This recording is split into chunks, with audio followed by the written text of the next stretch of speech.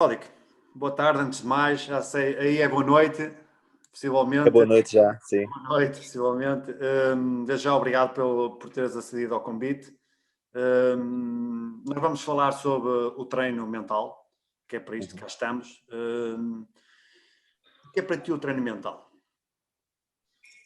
Bem, antes de mais, boa noite e boa tarde aí em Portugal. Obrigado também pelo convite. Sempre um gosto falar contigo, desde os anos que trabalhamos juntos. O treino mental. O treino mental deve ser, se calhar, a parte mais importante do que é tudo, o que é o alto rendimento, não só no futebol, mas ainda agora, por exemplo, ando a ver uma série na Netflix que é da Fórmula 1 e estou a adorar ver aquilo, perceber o estado mental e o poder mental que eles têm que ter os pilotos. No futebol também é um bocado isso, há muitos casos, temos o maior caso, o português, é o Cristiano Ronaldo, que apesar de ser uma máquina, apesar de ser um jogador fora de série, mas também acho que a mente dele é fora de série, acho que isso faz a diferença e cada vez mais faz a diferença, são os pequenos detalhes que às vezes estão na cabeça, o trabalhar, o ter aquela crença, o acreditar, o fazer sacrifícios, sei lá, deixar de parte aquela vida boémia que nós jogadores podemos ter com alguma acessibilidade desde muito cedo e deixar isso um bocado de parte e depois, quando acaba a carreira, há muito tempo para gozar isso, penso eu. Passam estes 10, 15 anos que é um trabalho forte de ser mental, não se fica aqui a pensar que não é, porque senão toda a gente era jogador, qualquer pessoa que tivesse a mínima qualidade era jogador, e, e apesar do trabalho físico e tudo mais, mas acho que o mental cada vez mais começa a ser muito exigente e cada vez mais preciso para qualquer profissão, neste caso estamos a falar de futebol, para ser jogador de futebol profissional. Concordo, obviamente concordo, porque nós sabemos que a componente mental tem um contributo enorme para aquilo que é o desempenho do atleta, em termos técnicos, digamos, para a especificidade, neste caso, de ser jogador de futebol. Tu tens um percurso já longo, apesar de ainda ser novo, tens um percurso longo. Mas na tua transição, que foi a transição da formação para o alto rendimento, podes-nos contar um pouco das dificuldades que sentistes? Obviamente que sentiste dificuldades a nível técnicos, mas a nível mental, o que é que para ti foi mais impactante? No meu caso, e acho que no caso de qualquer jovem que faça a formação num clube grande, não, no meu caso foi o Benfica, fiz a minha formação toda no Benfica, é a questão da competitividade. Ou seja, na formação passamos um ano inteiro, com todo o respeito, a ganhar 5, 6, 7, 8, 0. Depois temos ali 3 jogos na fase final, que é as fases finais Sporting, Porto, depois Guimarães, Boa Vista, Braga, que realmente aí há alguma competitividade e realmente ali tens que dar o máximo sempre, mas depois passas ali o resto da competição um bocadinho a passear e depois quando chegas ali a idade sénior, começa a apanhar homens feitos, não são miúdos, são homens feitos, se calhar jogadores com o dobro da tua idade e que se for preciso entrar com o pitão na canela entram e não olham a meios, e é um impacto muito grande, especialmente para mim que saí de um júnior para uma equipa principal do Benfica na altura, não tive aquela transição que muitos jogadores têm, tipo uma segunda liga ou uma equipa B, que tem aquele ano de transição que percebem que, pronto, a jogar com homens, e teve muito impacto porque demorei ali 1, 2 anos a perceber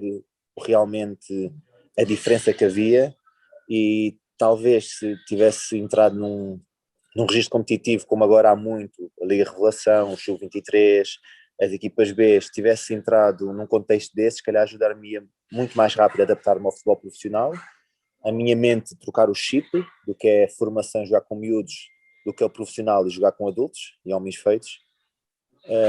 E realmente foi esse o maior desafio que eu encontrei, foi o abandonar não vou dizer uma competição, mas um meio em que estava, em que semana sim era 5-6-0, para entrar num espaço competitivo em que dia sim, tinha que estar a dar o 100% porque havia, na altura, como se deve calcular, na equipa do Benfica, jogadores de muita qualidade e que causava problemas que nunca que não tinha a ver acontecer nunca durante a minha fase de formação. E foi o mais impactante, foi essa situação da transição. Sentiste nessa altura que se tivesses dedicado talvez mais ao teu treino mental, a ultrapassar algumas dificuldades a nível da pressão, toda essa mudança que tu acabas por falar, se tivesses na altura possivelmente recorrido a apoio de profissionais na área do treino mental, o teu trajeto poderia ter sido outro? Creio que sim, porque como qualquer jogador que possa sair de uma equipa júnior, de uma equipa grande em Portugal, para um plantel principal, todo jogador sai com aquela cabeça iludida, que é um entre tantos que foi escolhido, que de certeza que os jogadores vão correr bem, como correram até então, e se calhar muitas coisas que se pode ouvir de fora, nós pensamos, está bem, mas eu fui escolhido, eu sou assim, eu sou assado, e ficamos um bocado iludidos às vezes é preciso, se fosse com o que eu já sei hoje, é muito fácil falar, mas na altura, se houvesse alguma pessoa a me dar na cabeça, ou abrir-me os olhos para A, B ou C, porque no fim e ao cabo os treinadores não estão lá para isso, os adjuntos, preparadores físicos não estão lá para isso, estão lá para tirar o alto rendimento de cada jogador, seja com 15, 16, 17 anos, seja com 30 anos, e se houvesse realmente algum apoio nesse aspecto mental, provavelmente poderia-me ter aberto outras portas, poderia-me ter tornado minha carreira totalmente numa outra carreira, mas também é algo que faz parte, também foi algo que aprendi com algumas tropeções que foram acontecendo, também contribuíram para o meu crescimento, mas é sobretudo se houvesse um acompanhamento, tenho plena convicção que poderia ter sido diferente. Ródico, hoje com este amadurecimento que tu tens, percebes que o futebol vai mudando a uma velocidade de luz, e hoje o atleta investe imenso nele. Tanto fala-se muito nas questões dos PTs, fala-se muito nas questões do mental coach. Como é que tu vês esta relação destes profissionais a trabalhar em conjunto com aquilo que é, tu falavas há pouco, eu achei curioso, falavas da série da Fórmula 1, que eu já terminei de ver, é qualquer coisa, é brutal, é fantástico, a capacidade mental que eles têm para aquele desporto. Como é que tu olhas para estas competências, digamos, externas ao futebol, como uma grande ajuda para aquilo que é a tua profissão? É assim, cada vez mais, como falaste, o futebol está a evoluir e está a evoluir de uma forma muito rápida. Há 5, 6 anos atrás era impensável pensar, sei lá, em uma importância de um mental coach, a importância de um PT ou a importância de um nutricionista. São pequenas coisas que se está a mudar muito rapidamente, é verdade. E acho que tudo isto acho que tem que se andar tudo numa via, se é que me percebes.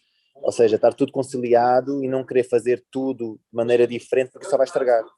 É conseguir conciliar o trabalho de um mental coach com o que está a ser feito no clube, ou que o jogador está a precisar no momento, ou então um PT que também estar em consórcio com o que se passa no clube para não poder lesionar um jogador. Acho que cada vez mais o jogador tem essa facilidade e essa esperteza, essa inteligência de saber que é preciso algo mais, um trabalho extra, mas ao mesmo tempo também não querer deitar tudo ao chão, porque estragar o que está a ser construído também não faz sentido.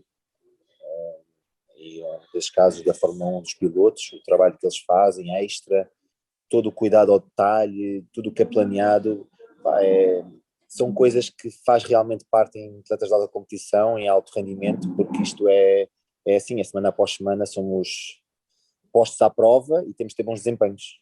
A realidade crua e dura é essa. É exatamente isso que acabas de dizer, é a realidade nua e crua deste desporto e de vários desportos. É rendimento e é isso que as pessoas esperam do atleta, dos treinadores, de todas as pessoas envolvidas neste desporto. como é que tu olhas para a possibilidade, e nós sabemos, e eu já trabalhei contigo, tive esse privilégio de trabalhar contigo, e nós sabemos que hoje temos as estruturas, têm imensos departamentos para ajudar a que o atleta esteja sempre a um bom nível. E uma das coisas que eu tenho verificado neste trabalho que tenho feito pro bono para tentar, no fundo, Espera aí. retomando a nossa conversa, como é que tu olhas, sabendo nós que hoje as estruturas estão munidas de vários departamentos para que o atleta tenha o máximo possível para que tenha um rendimento de excelência. Durante este percurso que tens feito como atleta, nos clubes que tens, no fundo, representado, tens constatado departamento de psicologia, departamentos ligados ao treino mental?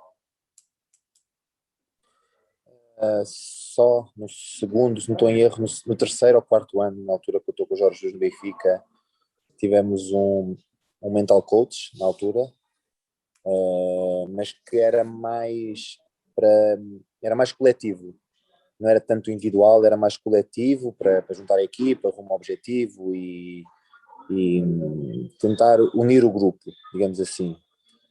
Mas de resto não tenho nunca visto isso nos clubes, mas é como eu digo, acho que isso é algo que tem que partir do próprio jogador, porque também não sei até que ponto pode ser viável um clube ter alguém desse género a trabalhar e depois nenhum jogador se quiser ajuda. Não sei se me faço entender, acho que tem que ser algo que tem que partir do próprio jogador.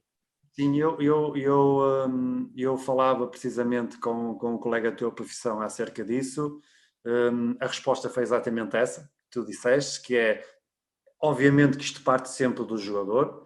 O jogador, como nós falávamos atrás, investe na sua carreira, mas também falas de uma questão que é extremamente importante, que é ter alguém dentro de uma estrutura que esteja, digamos, em consonância com tudo que se passa dentro da estrutura. Uhum. Nós podemos trabalhar com alguém ligado a essa área que não está identificado com o clube. E pode, Sim. por vezes, trazer também algumas diferenças. Sim, mas eu acho que, por exemplo, agora estou a calçar os sapatos. Eu necessitava, mas se calhar muito mais facilmente, eu iria falar com alguém fora do que se calhar com alguém do clube, porque iria-me estar a expor demais, percebes? Porque toda a gente do clube iria saber, a priori, os jogadores todos e direção e blá blá blá, e se calhar eu ficaria com aquela coisa, pá, será que eles pensam que eu não estou preparado para a competição? Não sei, ficava aquele receio, se calhar se fosse fora ninguém saberia, era uma coisa só minha, trabalhava, tratava das coisas e, percebes, bola para a frente. Acho que poderia haver esse senão também nos jogadores. Curiosamente, é exatamente a resposta que um colega teu profissão deu, porque... Nós combinámos. Mas ele dizia uma coisa que é, quando nós procuramos um fisioterapeuta, um profissional qualquer dentro do clube, numa área qualquer, nós procuramos porque necessitamos dele. E porquê é que não procuramos um psicólogo? Porque necessitamos dele. E ele dizia uma coisa muito interessante, Rodrigo, que é, existe este estigma no futebol de que alguém, quando procura o treino mental, é alguém que não está bem mentalmente. E não é Sim, verdade. sim. Não é verdade. Óbvio. O atleta pode estar bem mentalmente, mas querer se superar. Claro, claro. É? E realmente é o que se usa para isso. Normalmente os coachings ou para procurar algum tipo de ajuda é para isso, é para se superar, não é propriamente quando está numa má fase ou quando está no modo baixo, simplesmente às vezes já estás num nível que não consegues transcender e precisas de uma ajuda para dar um salto maior, só por isso. Mas acho que é muito mais fácil expor uma debilidade física do que uma debilidade mental. Acho que pode mexer com o ego do jogador, não sei. Porque Acho que é uma coisa. a debilidade física é algo que se vê e a debilidade mental Exato, é algo que não se vê. exato. E é dúvida. Às vezes, não sei, pode ser até o próprio jogador com vergonha de quereres, não sei, há tantos fatores que podem ser, percebes? Não... Este teu colega de profissão dizia, César, este teu trabalho é excelente para nós excluirmos a vergonha. Sim, Todos os profissionais excluírem um pouco este sentimento de que se nós sabemos que o treino mental tem uma percentagem enorme naquilo que é o sucesso do atleta, porque é que nós devemos ter vergonha de treinar mentalmente? claro. Sim, Isto sim, sim, sim. é Não algo faz sentido. não faz sentido. Mas acaba Exato. sempre a fazer sentido, é o que é, é o que é. Sim, sim, sim. Agora cabe a nós, que somos intervenientes no futebol, poder, digamos, alertar aqui algumas mentes, daí também um pouco este trabalho. Roderick, Uhum. eu sei que também não tens muito tempo, porque tens as tuas coisas, estás em estágio. Diz-me uma coisa, neste teu percurso,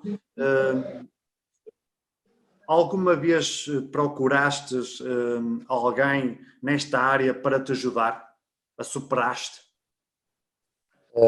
Procurei, primeiro houve uma altura que procurei, na altura também não via muito esta coisa dos coachings e nada, procurei, tive num psicólogo, tipo por limpar a cabeça, coisas mentais, trabalhar coisas pessoais e profissionais também, tive.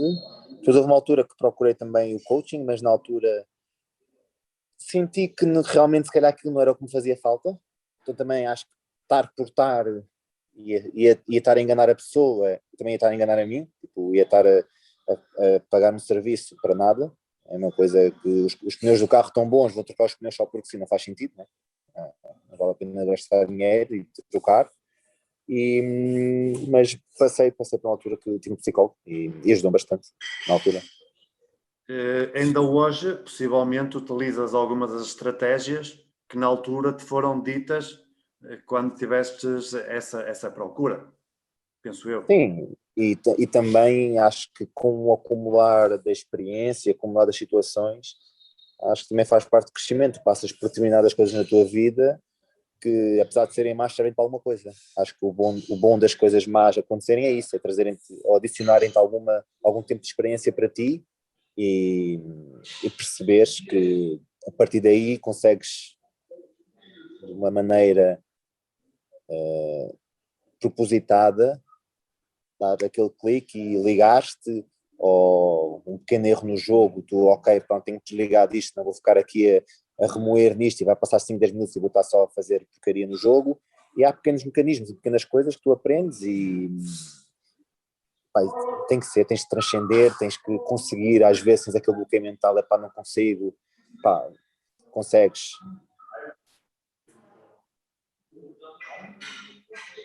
Desculpa, ouviste?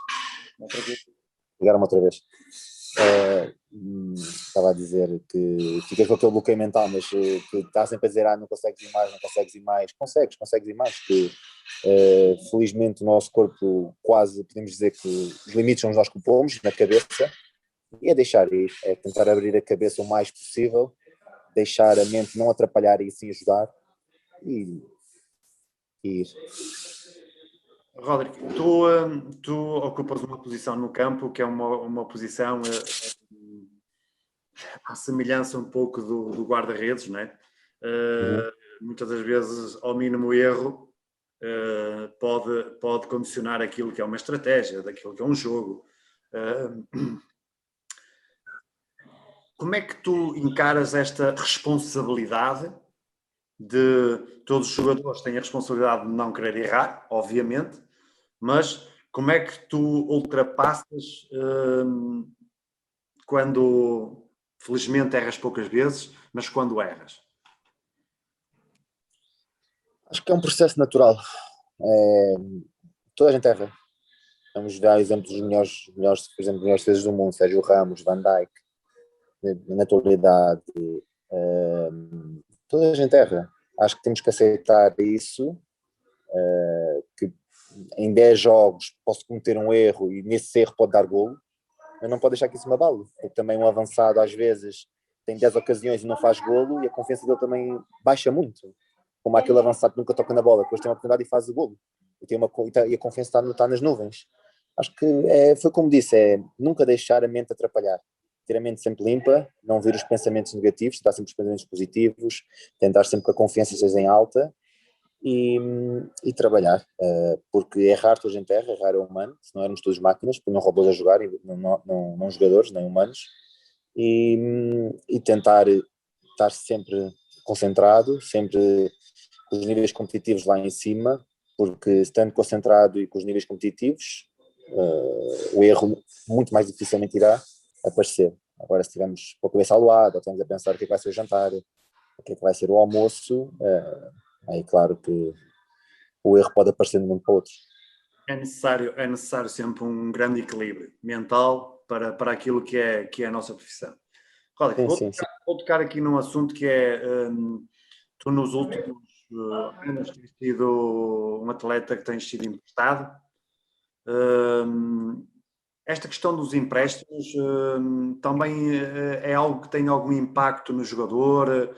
Como é que mentalmente um jogador que tem um vínculo com um clube e depois é, digamos, preterido e é colocado num outro espaço, mentalmente isso também obriga a que o jogador tenha, digamos, faça aqui alguns filtros e possa fazer aqui um refresh a nível mental para poder sair de um espaço e mudar rapidamente para o outro, sabendo que tem um vínculo com o clube anterior. Como é que tu olhas para este aspecto? Até porque existem vários atletas que têm a mesma situação e alguns têm algumas dificuldades com esta situação. Como é que tu poderás, no fundo, com a tua experiência, passar a estes atletas que possam vir a viver isto? Acho que, para começar, depende muito também do que o clube, quando empresta um jogador, quais as esperanças nele, porque há os jogadores que são emprestados para rodar um ano, para voltar e serem opção, ou há os jogadores que são emprestados porque nunca irão ser opção, e simplesmente para rodar, para ver se conseguem fazer boas épocas para depois continuar a sua carreira noutro sítio. Acho que acima de tudo o jogador tem que pensar em si próprio, ou seja, não se preocupar muito, porque o futebol é isto, só podem jogar 11, agora podem ser mais, né? Mas antes só podiam estar 18 convocados, só podiam jogar 11, o plantel só pode ter 22, 23, os treinadores não querem mais que isso. E há muitas equipas, não jogas na equipa A, jogas na equipa B, não jogas em Portugal, jogas em Espanha.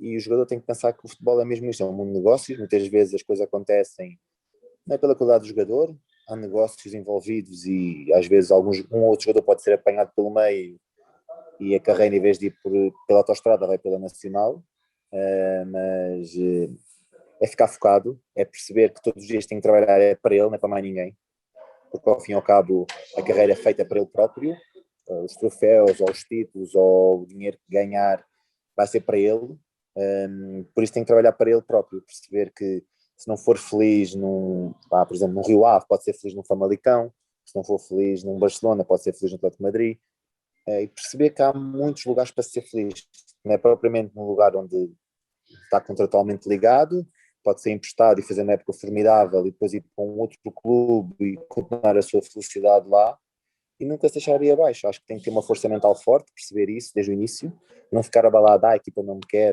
porque isto, porque aquilo, porque se começar com esses pensamentos na cabeça, o provável é no empréstimo ou jogar mal ou acabar por nem ser a opção para o treinador, porque também foi como começando a conversa, o que importa é o desempenho e é todas as semanas conseguires mostrar em campo um bom nível de desempenho, porque ao fim e ao cabo é para isso que nós estamos cá, é para isso que nós somos avaliados semana a semana, é para isso que nos pagam, é para isso que jogamos para A, B ou C e é a nossa vida, semana após semana. É isso mesmo, é isso mesmo, é a nossa vida.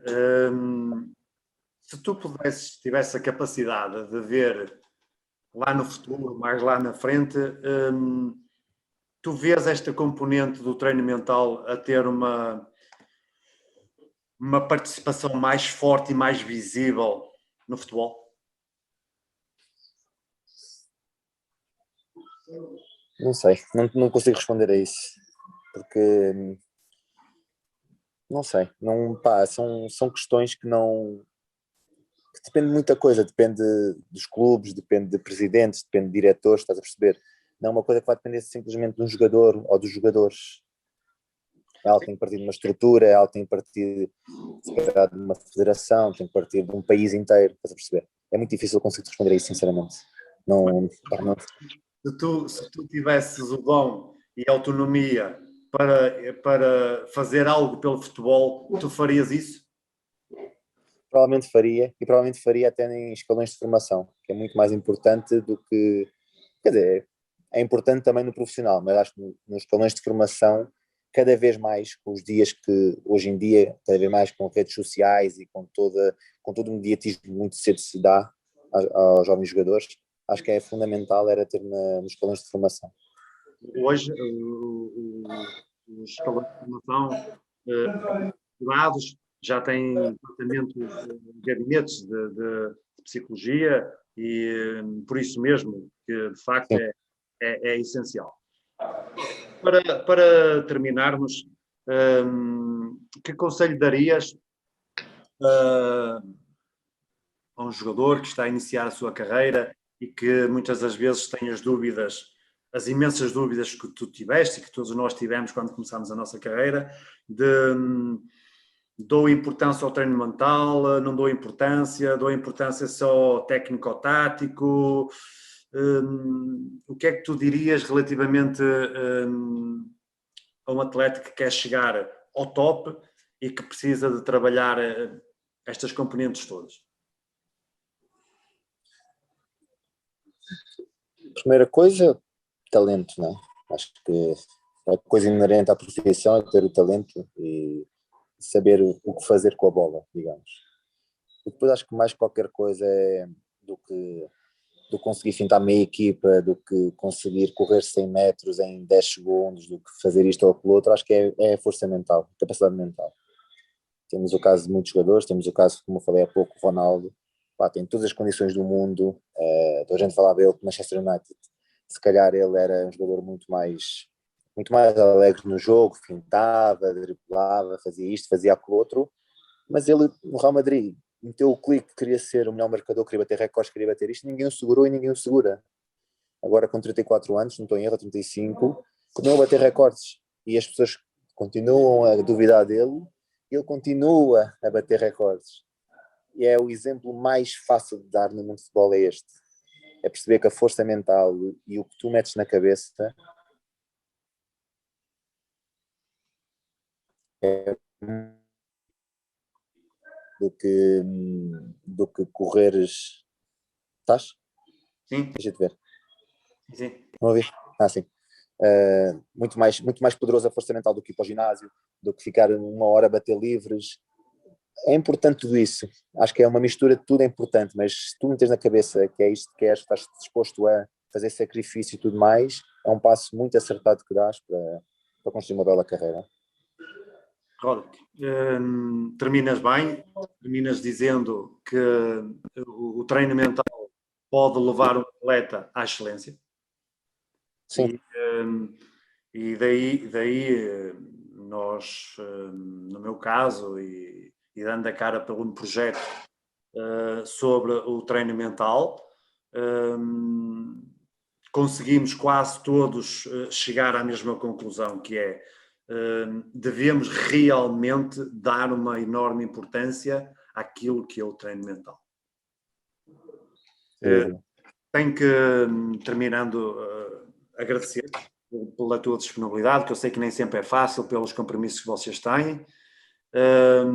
Para mim é sempre um prazer porque convivi contigo e tenho como um excelente profissional e uma excelente pessoa.